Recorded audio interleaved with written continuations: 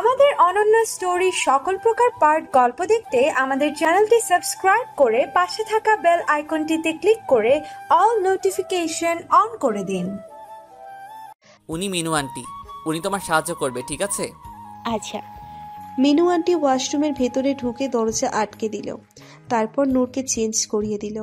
একটু পরে মিনু আন্টি দরজা খুলে বেরিয়ে এসে আদিত্যকে বলল, আদি বাবা হয়ে গেছে, আমি বৌমনির কাপড় পাল্টে দিয়েছি, আমি এখন আসি।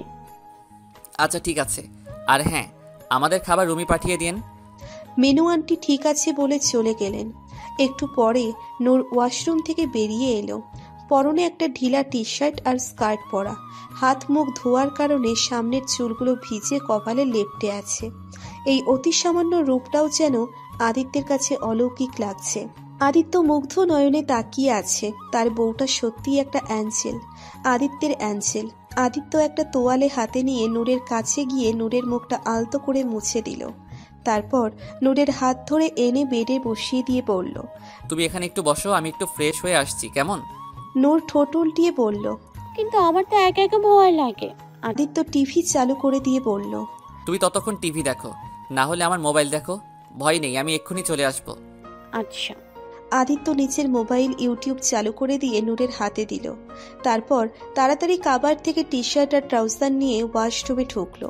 অন্য সময় হলে আদিত্যের ফ্রেশ হতে আধা ঘন্টা 1 ঘন্টা লেগে যায়, তবে আজ আদিত্য 5 মিনিটের ভেতর তড়িঘড়ি করে ফ্রেশ হয়ে গেল, যেন ওয়াশরুমে আগুন লেগে গেছে। এমনভাবে তাড়াহুড়ো করে বের হলো। নূরকে রুমে একা একা রেখে ওর চিন্তা হচ্ছিল, তাই এত তড়িঘড়ি করে ফ্রেশ হয়ে বের হলো আদিত্য। বের হয়ে দেখলো নূর অনেক প্রফুল্ল চিত্তে মোবাইল দেখছে। আদিত্য একটা স্বস্তির নিঃশ্বাস ফেলল। তখনই রুমের দরজায় কেউ নক করলো। আদিত্য দরজা খুলে দেখলো সার্ভেন্ট খাবার নিয়ে এসেছে। আদিত্য খাবারের ট্রেটা হাতে নিয়ে নূরের সামনে এসে বসলো। নূরের দিকে তাকিয়ে বলল, নাও, মোবাইল রেখে এখন খেয়ে নাও। নূর ফোনের দিকে তাকিয়ে থেকেই বলে উঠল, না, আমি খাবো না, আমার খিদে নেই, আমি মোবাইল দেখছি। আরে তাই বললে হবে নাকি? খাবার না খেলে অসুস্থ হয়ে পড়বে তো।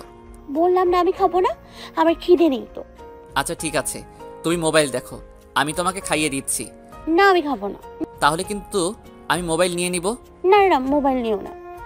তাহলে হা করে লক্ষ্মী মেয়ের মতো খাবার মুখে নাও। নূর মোবাইল হারানোর ভয়ে অগত্যা হা করে আদিত্যের হাতের খাবার মুখে নিল। মোবাইল দেখতে দেখতে পুরো খাবার শেষ করলো। নূরকে খাবার খাইয়ে আদিত্যের মনে হলো ও কোনো যুদ্ধ জয় করে ফেলেছে। নূরকে খাওয়ানোর পর আদিত্য নিজেও খেয়ে নিল। তারপর প্লেট গুছিয়ে সার্ভেন্টকে ডেকে তার কাছে দিয়ে গেল। রাত প্রায় 11টা বেজে গেছে। আদিত্য নূরের হাত থেকে মোবাইলটা নিয়ে বলল, অনেক রাত হয়ে গেছে, তুমি এখন ঘুমিয়ে পড়ো, না হলে শরীর খারাপ করবে। নূর বলে উঠল, কিন্তু আম্মু তো নেই, আমার আম্মু লাগবে, আমার আম্মু এনে দাও। আদিত্য নূরের গালে আলতো করে হাত রেখে চিন্তিত সুরে বলল, কেন, কি হয়েছে আমাকে বলো। আম্মু ছাড়া আমি ঘুমোবো কিভাবে? আম্মুই তো আমাকে ঘুম পাড়িয়ে দেয়, না হলে আমার ঘুম আসে না। আদিত্য মুচকি হেসে বলল, আম্মু নেই তো কি হয়েছে, আমি আছি না। এখন থেকে তোমার যা লাগবে আমাকে বলবে, আমি তোমার সবকিছু করে দেব। এখন এসো, আমি তোমাকে ঘুম পাড়িয়ে দিচ্ছি। আদিত্য নূরকে আস্তে করে বালিশে শুইয়ে দিয়ে নূরের পাশে কাত হয়ে বসে মাথায় হাত বুলিয়ে দিতে লাগলো। 10 মিনিট পার হয়ে গেলেও নূরের চোখে ঘুম নেই। নূর চোখ পিটপিট করে আদিত্যের দিকে তাকাচ্ছে। আদিত্য সেটা দেখে বলল, কি হলো, ঘুমাচ্ছ না কেন? শোনো তো, তুমি একটু গান গাও না, আমার ঘুম না আসলে আম্মু আমাকে গান গাইয়ে ঘুম পাড়ে। তুমিও গান গাও না, তাহলে ঘুম আসবে। আদিত্য একটু অবাক হয়ে বলল, গান? হ্যাঁ গান। তুমি গান পারো না? আদিত্য একটু অপ্রস্তুত হয়ে পড়ল। আদিত্য ছোটবেলায় গান গাইতো, কিন্তু ওর বাবা মা মারা যাওয়ার পর থেকে আর কখনো গান গায়নি। কিন্তু নূরের জন্য এখন গান না গেয়েও উপায় নেই, তাই আদিত্য জোরপূর্বক হেসে বলল, তুই চোখ বন্ধ করো, আমি গান গাইছি। নূর বাধ্য মেয়ের মতো একফালি হাসি দিয়ে চোখ বন্ধ করে নিল। আদিত্য নূরের মাথায় হাত বোলাতে বোলাতে নূরের দিকে মায়া ভরা দৃষ্টিতে তাকিয়ে থেকে নূরের সাথে দেখা হওয়ার মুহূর্ত থেকে ওর সাথে কাটানো মুহূর্তগুলো মনে করে মুচকি এসে গেয়ে উঠল, तुझे सोचता हूँ मैं शाम सुबह, इससे ज्यादा कोई और चाहूँ मैं क्या, मेरे ख्यालों मेरी डूबा रहा, इससे ज्यादा कोई और चाहूं मैं क्या। গান শুনতে শুনতে নূর ঘুমিয়ে গেছে। আদিত্য মুচকি হেসে নূরের কপালে একটা চুমু দিয়ে দিল। তারপর নিজেও নূরের পাশে শুয়ে পড়ল। নূরের দিকে কাত হয়ে শুয়ে নূরকে দেখতে দেখতে একসময় ঘুমে তলিয়ে গেল। জানালার স্বচ্ছ কাচ ভেদ করে পর্দার ফাঁক দিয়ে সকালের মিষ্টি রোদ এসে ঘর আলোকিত হয়ে গেল। ঘড়ির কাঁটায় 7টা বাজতেই রোজকার নিয়ম মাফিক আদিত্যের ঘুম ভেঙে গেল। ঘুমের লেশ ছাড়িয়ে চোখ খুলতেই বুকের উপর ভারী কিছু অনুভব করলো আদিত্য। আদিত্য এবার পুরোপুরি চোখ খুলে তাকিয়ে দেখল নূর ওর বুকের উপর মাথা রেখে এক হাতে পা আর ওর শরীরের উপর তুলে দিয়ে ওকে কোলবালিশের মতো পেঁচিয়ে ধরে শান্তিতে ঘুমিয়ে আছে। আদিত্যের সারা শরীর জুড়ে যেন এক ঠান্ডা প্রশান্তির বাতাস বয়ে গেল। মনে হচ্ছে 1000 বছরের খাখা মরুর বুকে শ্রাবণের ঘন বর্ষণ হচ্ছে। সেই বর্ষণে আদিত্যের সব কষ্ট গ্লানি ধুয়ে মুছে যাচ্ছে। আজকের সকালটা যে এত মধুর হবে তবে তা কখনো ভাবতেই পারেনি আদিত্য। নিজেকে অনেক সুখী সুখী লাগছে। এই খুশিটারই অপেক্ষায় তো ছিল আদিত্য, যাও আজ পেয়ে গেছে। আদিত্য একটা প্রাপ্তির হাসি দিয়ে 2 হাতে নূরকে নিজের সাথে আরো নিবিড়ভাবে জড়িয়ে নিল। কিছুক্ষণ পরে নূরকে আস্তে করে বালিশে শুইয়ে দিল। তারপর নূরের ওপর ঝুঁকে আলতো করে গালে হাত বোলাতে লাগলো। হাত বোলাতে বোলাতে আবাইকে কণ্ঠে বিড়বিড় করে বলল, আমার অন্ধকার জীবনে নূরের আলো হয়ে এসেছিস তুই। আমার একাকিত্ব জীবনটাকে রংধনু 7 রঙে রাঙাতে সুখ পাখি হয়ে এসেছিস তুই। তুই আমার জীবনের অ্যাঞ্জেল। হ্যাঁ, আমার অ্যাঞ্জেল। আদিত্য নূরের কপালের সাথে নিজের কপাল আলতো করে ঠেকিয়ে লো ভয়েসে বলল, অনেক ভালোবাসি তোকে অ্যাঞ্জেল। কখনো হারাতে দেব না তোকে। অনেক যত্নে এই বুকের কাছে আগলে রাখবো তোকে। তোর ওপর কোনো খারাপ ছায়াও পড়তে দেব না আমি। তুই শুধু তোর এই মিষ্টি মুখের হাসিটা দিয়ে এইভাবেই আমার উপর সুখের বর্ষণ করিস। আর কিছুই চাই না আমার। কথাগুলো বলে আদিত্য নূরের কপালে সময় নিয়ে একটা চুমু খেলো। তারপর নূরের গায়ের উপর ভালো করে চাদর চড়িয়ে দিয়ে উঠে গেল। আদিত্য রোজকার অভ্যেস অনুযায়ী জগিং ট্র্যাকার পরে জগিং করতে গেল। ঘণ্টাখানিক পর আদিত্য জগিং থেকে ফিরে এসে দেখল নূর এখনো ঘুমোচ্ছে। আদিত্য নূরের দিকে তাকিয়ে মুচকি হেসে কাবার থেকে কাপড় বের করে শাওয়ার নিতে গেল। 20 মিনিট পরে ওয়াশরুম থেকে বের হলো আদিত্য। নূর এখনো ঘুমে কাদা। আদিত্য মনে মনে বলল, বউটা তো আমার দেখছি একদম ঘুম পাগলি, কিন্তু এখন তো উঠাতে হবে। এইভাবে না খেয়ে ঘুম পারলে তো শরীর খারাপ করবে।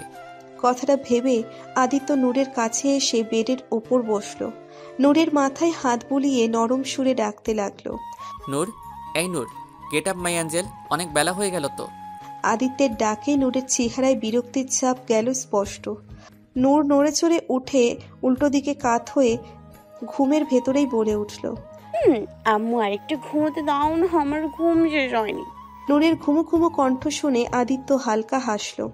আরো অনেকবার নূরকে ডাকলো, কিন্তু নূরের ওঠার কোনো নাম নেই। আদিত্য এবার নূরকে ওঠানোর জন্য একটা ট্রিক্স করলো। আদিত্য একটু উচ্চস্বরে বলে উঠল, আরে নূরের বেবিটা কই গেল? বেবিটা কি তাহলে আবার হারিয়ে গেল? আহারে বেবিটা।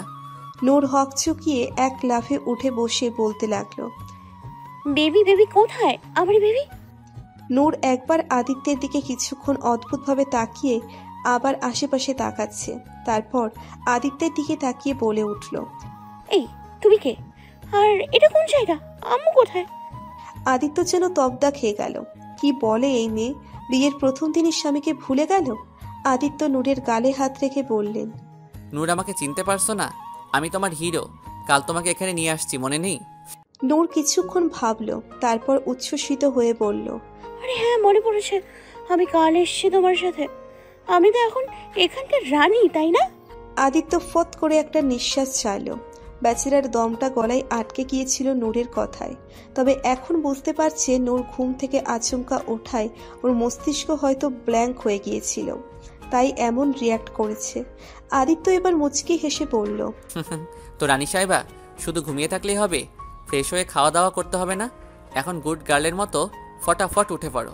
কথাগুলো বলে আদিত্য নূরের হাত ধরে উঠে দাঁড় করালো। তারপর নূরের হাত ধরেই ওয়াশরুমে নিয়ে গেল। আদিত্য নিজেই নূরের ব্রাশে টুথপেস্ট লাগিয়ে বাচ্চাদের মতো নূরকে ব্রাশ করিয়ে দিয়ে নূরের মুখ ধুইয়ে দিল। ফ্রেশ হওয়ার পর আদিত্য নূরকে রুমে নিয়ে এসে ড্রেসিং টেবিলের সামনে টুলে বসিয়ে দিল। টাওয়াল নিয়ে নূরের হাত মুখ মুছে দিল। তারপর চিরুনি হাতে নিয়ে নূরের চুল আঁচড়ানোর চেষ্টা করছে। আদিত্য আগে কখনো এসব করেনি, তাই চুল আঁচড়াতে গিয়ে নূরের চুল টানে লেগে হালকা ব্যথা পেল। নূর একটু আওয়াজ করে বলল, আর লাগছে তো। আদিত্য তড়িঘড়ি করে বলল, সরি অ্যাঞ্জেল, বেশি লাগেনি তো? আসলে আমি আগে কখনো করিনি তো, তবে চিন্তা করো না, জলদি সব কিছু শিখে যাব। নূর ভুরু কুঁচকে বলল। কিন্তু এই এঞ্জেলটাকে? আদিত্য মুচকি হেসে বলল, তুমি অ্যাঞ্জেল, আমার অ্যাঞ্জেল। কিন্তু আমি তো রানী, তাই না? সবার জন্য রানী, তবে আমার জন্য তুমি আমার অ্যাঞ্জেল, বুঝেছো? নূর একটা দীর্ঘশ্বাস ছেড়ে বলল, এতগুলো নাম আমি কিভাবে মনে রাখবো? আদিত্য একটু হাসল। মোবাইলে ইউটিউব দেখে সাবধানে নূরের চুল বেঁধে দিল। তারপর নূরের হাত ধরে নিচে ডাইনিং টেবিলের কাছে এলো ব্রেকফাস্ট করতে। নূর বলে উঠল, আমার বেবি কোথায়? আদিত্য একটা সার্ভেন্টকে নিয়ে নূরের বিড়াল ছানাটা এনে দিতে বলল। সার্ভেন্টটা মাথা ঝাঁকিয়ে একটু পরে নূরের বিড়াল ছানাটা নিয়ে এলো। নূর হাসি মুখে বিড়াল ছানাকে কোলে নিয়ে আদর করতে লাগলো। হঠাৎ আদিত্যের ফোন আসায় আদিত্য ফোনে কথা বলতে ব্যস্ত হয়ে গেল। অফিসের কিছু ইম্পর্টেন্ট বিষয়ে কল এসেছে। নূরের বিড়াল ছানাটা হঠাৎ নূরের কোল থেকে নেমে বাইরের দিকে চলে গেল। নূরও ছানাকে ধরার জন্য ওর পিছনে পিছনে গেল।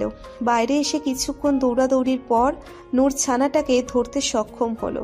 নূর ছানাটাকে কোলে নিয়ে সামনে তাকালো। এতক্ষণে ও চারপাশটা ভালো করে খেয়াল করছে।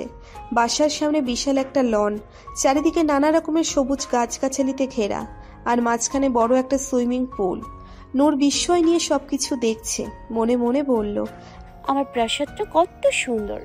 নূর দেখলো চারিদিকে কালো কাপড় পরে কাঁধে বন্দুক ঝুলিয়ে অনেকগুলো লোক দাঁড়িয়ে আছে। এটা দেখে নূর অনেক ভয় পেয়ে গেল। নূর বিড়াল ছানাটাকে কোলে নিয়ে এক ছুটে বাসার ভেতর চলে এলো। ভেতরে ঢুকে আদিত্যের কাছে দৌড়ে এসে আদিত্যের হাতের বাহু চেপে ধরল। আদিত্য ফোন রেখে নূরের দিকে তাকিয়ে ভ্রু কুঁচকে বলল, কি হলো অ্যাঞ্জেল, কোনো সমস্যা? নূর আদিত্যের হাতটা একটু টান দিয়ে কানের কাছে মুখ নিয়ে ফিসফিস করে বলল, হিরো, আমাদের প্রাসাদে না ডাকাত ঢুকেছে। আমরা তাড়াতাড়ি পাড়ায় চলো, না হলে ওরা আমাদের মেরে ফেলবে। আদিত্য ভ্যাবাচ্যাকা খেয়ে বলল, ডাকাত? হ্যাঁ ডাকাত, আমি এইমাত্র বাইরে দেখে আসলাম, অনেকগুলো কালো কাপড় পরা ডাকাত। ঢিসকাও করে বাইরে দাঁড়িয়ে আছে। ঢিসকাও? আদিত্য একটু ভেবে হঠাৎ বিষয়টা বুঝতে পেরে হেসে উঠল। আদিত্যকে এভাবে হাসতে দেখে ইনু আন্টি সহ বাসার সব সার্ভেন্টরা বিস্ফোরক চোখে তাকিয়ে রইল। ওদের যেন বিশ্বাসই হচ্ছে না। আদিত্যকে যে এর আগে কখনো এভাবে হাসি তো দূরের কথা, কখনো মুচকি হাসিতেও দেখেনি। ইনু আন্টি মনে মনে অনেক খুশি হলেন। আদিত্যকে সে অনেক বছর ধরে দেখে আসছে, কিন্তু আজকের মতো খুশি তাকে কখনো দেখেনি। নূর অবাক হয়ে বলল, তুমি হাসছো কেন? আদিত্য হাসি থামিয়ে নূরের দিকে তাকিয়ে বলল, আরে ওরা ডাকাত না, তাহলে? ওরা হলো গার্ডস, মানে পাহারাদার। যেমন প্রাসাদের রক্ষীরা থাকে, তেমনি ওদেরও আমাদের বাসার আর বাসার লোকজনের সুরক্ষার জন্য রাখা হয়েছে, বুঝেছো? ও, কিন্তু ওরা কালো কাপড় কেন পরেছে? আমার কালো কাপড় পছন্দ না, ওদের অন্য রং কাপড় পরতে বলো। আচ্ছা ঠিক আছে, তুমি বলো ওরা কি পরবে? তুমি তো এখন এই রাজ্যের মহারানী, তাই না? আচ্ছা ঠিক আছে। নূর কিছুক্ষণ ভেবে বলল, হ্যাঁ পেয়ে গেছি, ওদের হলুদ আর লাল রঙের কাপড় পরতে বলবে, অনেক ভালো লাগবে দেখতে। আদিত্য মনে মনে হলুদ আর লাল রঙের কাপড়ে গার্ডসদের ইমাজিন করতেই ওর হাসি আটকাতে পারছে না। বেচারা গার্ডসদের পুরো জোকার রূপ দিয়ে দিয়েছে নূর। আদিত্য বলে উঠল, আচ্ছা সেসব পরে দেখা যাবে, এখন এসো আগে ব্রেকফাস্ট করে নাও। কথাটা বলে আদিত্য নূরকে চেয়ারে বসালো। এর প্লেটে সিদ্ধ ডিম দিতেই নূর লাফিয়ে উঠে বলল, আরে ডিম দিচ্ছ কেন? কেন মানে খাওয়ার জন্য দিচ্ছি, চলো ফটাফট ডিমটা খেয়ে নাও। আরে তুমি এত নির্দয় কেন হিরো? এই যে ডিমটা, এই ডিম একটা মুরগি কত কষ্ট করে পেরেছে, আর তুমি তার ডিমটা এভাবে বিনা অনুমতিতে নিয়ে এসে সিদ্ধ করে মেরে ফেলে। এখন এই মুরগিটা নিশ্চয়ই বসে বসে কাঁদছে তার ডিমটার জন্য। আরে বেচারে মুরগি। আদিত্য যেন বাকরুদ্ধ হয়ে গেল। একটা ডিম নিয়ে কত ইতিহাস করে ফেললো এই মেয়েটা। এখন কি ওর মুরগির কাছে গিয়ে অনুমতি নিতে হবে? নূর যে না খাওয়ার জন্য এসব তালবাহানা করছে তা ভালোই বুঝতে পারছে আদিত্য। এই মেয়েটাকে খাওয়াতে গিয়ে যে ওর কত প্যারা পোহাতে হবে সেটাও হাড়ে হাড়ে টের পাচ্ছে আদিত্য।